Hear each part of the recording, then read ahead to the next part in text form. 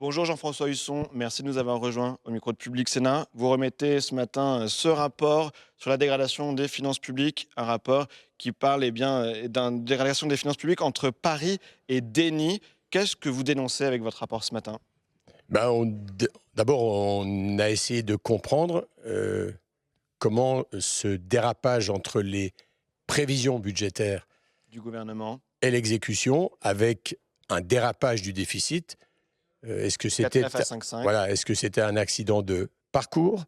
Est-ce qu'il y avait plutôt un pari politique? Je pense qu'il y a eu un peu des deux. Donc des recettes de l'État moindres. Les recettes, ça veut dire notamment le produit des impôts. Alors c'est l'impôt sur les sociétés, c'est la TVA, c'est l'impôt sur le revenu. Enfin, il y a mille et une recettes.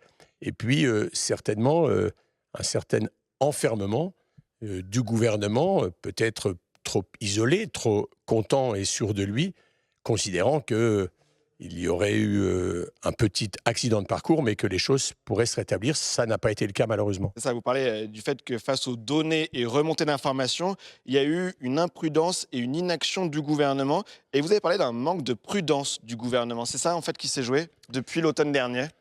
Oui, assurément. D'ailleurs, les notes de Bercy, alors Bercy est souvent critiqué, mais je dois dire également d'abord que lorsque, personnellement, j'ai fait le contrôle sur place et sur pièce, Une sorte de petite perquisition que vous avez pu faire, oui. appelons-la comme ça en tous les cas, et lorsque nous avons auditionné les hauts fonctionnaires, on a bien senti la difficulté qui était la leur et parfois la gêne à avoir été, comment dirais-je, écartés de la rigueur de la gestion. Parce que eux savaient. Dans les notes, un certain nombre d'alertes sont données et le gouvernement ne les entend pas.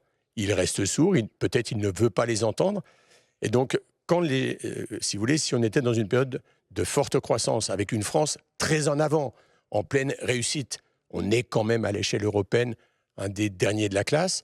Donc c'est une vraie difficulté, avec en plus le risque que ça s'aggrave dans les années qui viennent, parce que c'est quand même la tendance aujourd'hui qui est posée par le gouvernement lui-même.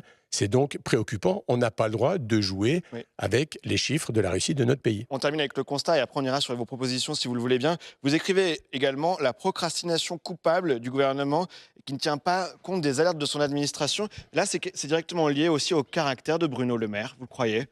Un septennat, vous avez dit en conférence de presse qu'il est à Bercy. Ça a pu jouer aussi sur sa façon de gouverner, sa façon de diriger Bercy aussi? Je pense que quand vous exercez longtemps et durablement la même fonction, vous vous sentez à l'abri de nombreux aléas.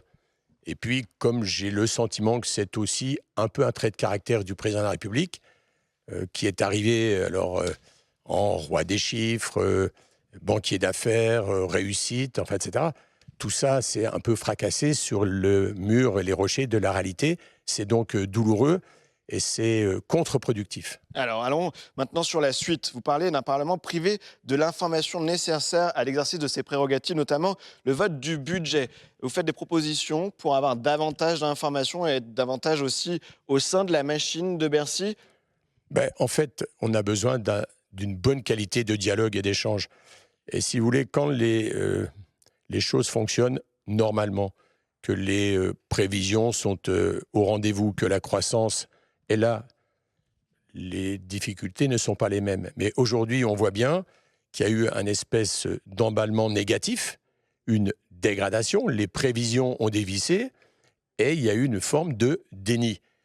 Et parce qu'on a constaté en même temps qu'à l'Assemblée nationale, par la procédure du 49.3, liée à une majorité relative, le gouvernement passe en force, contourne finalement, puisqu'il n'y a pas d'examen budgétaire ou à minima, et alors qu'on fait 3 semaines d'examen budgétaire avec des propositions inédites, jamais vues sous la Ve République, enfin, de baisse de dépenses publiques, le gouvernement dit « ciao bye, je ne m'occupe pas de vous », on voit bien que notre démocratie dysfonctionne, elle est essoufflée, et aujourd'hui, vous voyez bien qu'elle est en danger. Et en 30 secondes, quels outils pour être davantage au cœur de la machine, de la construction du budget pour le Parlement? Dans les outils, je pense qu'il faut davantage d'échange des données de manière plus régulière, évidemment avec ce qu'il faut de confidentialité, mais je crois que l'accord unanime, moins 6 ou 7 abstentions de la Commission des finances démontrent bien que la volonté, c'est de travailler au service de notre pays.